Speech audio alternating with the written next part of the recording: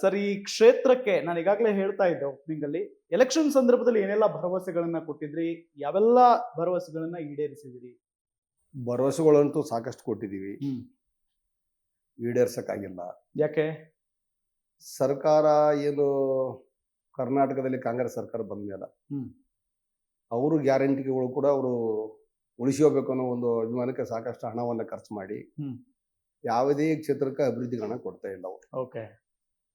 ಹೀಗಾಗಿ ನಾವೇನು ಗ್ಯಾರಂಟಿಗಳು ಕೊಟ್ಟಿದ್ದೀವಿ, ನಾವು ಇಂಡಿವಿಜುವಲ್ ಆಗಿ ನಾವು ಪ್ರಚಾರದಲ್ಲಿ ಬಹಳಷ್ಟು ಭರವಸೆಗಳು ಕೊಟ್ಟಿದ್ದೀವಿ, ಅವು ಯಾವ ಈಡೇರಿಸೋಕೆ ಆಗ್ತಾ ಇಲ್ಲ. ಹ್ಮ್. ಅದಾಗಿಯೂ ಕೂಡ ಇವತ್ತು ಬಹಳ ಪ್ರಾಮುಖ್ಯವಾಗಿರ್ತಕ್ಕಂಥದ್ದು ಲಿಂಗಸೂಗೂರು, ಅಟ್ಟಿ ಮತ್ತು ಮುದಗಲ್ ಓಕೆ. 3 ಪಟ್ಟಣಗಳಲ್ಲಿ ಕುಡಿ ನೀರಿನ ಸಮಸ್ಯೆ ಇದೆ. ಕರೆಕ್ಟ್.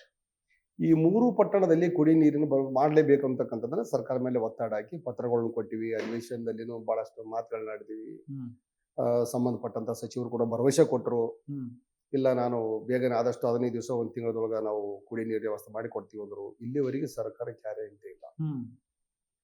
ಇದೆಲ್ಲದರ ಮಧ್ಯೆ ನಾವು ಈಗ ಜನರ ಮುಂದೆ ಹೋದ್ರೆ ಕುಡಿಯಕ್ಕೆ ನೀರು ಕೊಡ್ರಿ ಮೊದಲ, ಆಮೇಲೆ ನೀವು ಮಾತಾಡ್ರಿ ಅನ್ನೋ ಮಟ್ಟದಲ್ಲಿ ಜನ ಬಂದ್ಬಿಟ್ಟಿದೆ. ನಿಜ. ಪಟ್ಟಣಗಳಲ್ಲಿ 10 ದಿವಸಕ್ಕೆ 12 ದಿವಸಕ್ಕೆ ಒಂದ್ಸಲ ನೀರು ಬಿಟ್ರೆ ಯಾವ ಮನುಷ್ಯ ನೀರು ಕುಡಿತಾನೆ ಹೇಳ್ರಿ? 10 ದಿವಸ 12 ದಿವಸ ಬಿಟ್ರೆ ತುಂಬಾ ಕಷ್ಟ ಆಗುತ್ತೆ. 8-10 ದಿವಸ ಸ್ಟೋರೇಜ್ ಮಾಡಿದ ನೀರು ಕುಡ್ಲಿಕ್ಕೆ ಸಾಧ್ಯನಾ? ದಿನ ಬಳಕೆ ಕೂಡ ಮಾಡಕ್ಕಾಗಲ್ಲ ನಾವು. ಅಂತ ಪರಿಸ್ಥಿತಿಯಲ್ಲಿ ಆ ನೀರು ಪಾಚಗಟ್ಟುತ್ತೆ. ಬೇರೆ ಸ್ಟೋಕ್ ಮಾಡ್ಕೊಂಡಿರ್ತಾರೆ ಬಹಳಷ್ಟು. ಹ್ಮ್. ಆ ಸ್ಟಾಕ್ ಮಾಡ್ಕೊಂಡ ನೀರು ಅನೇಕ ರೀತಿಯಿಂದ ಅದು ವಿಲನ್ ಆಗಿರ್ತದೆ, ಬಳಕೆ ಮಾಡಕ್ ಬರಲ್ಲ. ಹ್ಮ್. ಹ್ಮ್. ಈ ರೀತಿ ಅನೇಕ ಸಮಸ್ಯೆಗಳು ಇರ್ತಾವೆ. ಹ್ಮ್. ಇದಿದ್ದಾಗ ನಾವು ಹೋಗಿ ಕುಡಿಯೋ ನೀರು ಕೊಡ್ಲಾರ್ದೇನೆ ನಾವು ಏನಾದ್ರು ಹೋಗಿಸಿ ಜನರ ಮುಂದೆ ನಾವು ಇನ್ನು ಮತ್ತೆ ನಾವೇನಾದ್ರೂ ಮಾತಾಡ್ತೀವಿ ಅಂದ್ರೆ ಆ ಜನ ಮಾತು ಹೇಳ್ತಕ್ಕಂಥದ್ದು